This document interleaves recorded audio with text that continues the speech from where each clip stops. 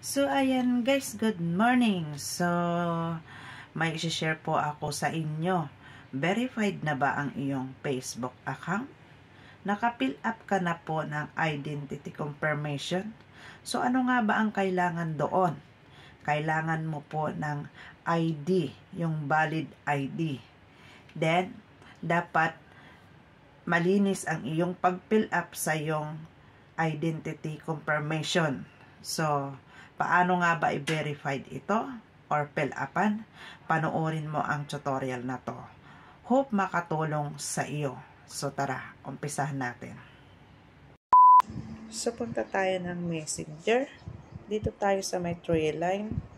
Settings. Scroll up lang natin. Dito tayo sa may account centers. Manage your connected experience and account settings across Meta Technologies. So, personal details first natin. Dito tayo sa may personal details.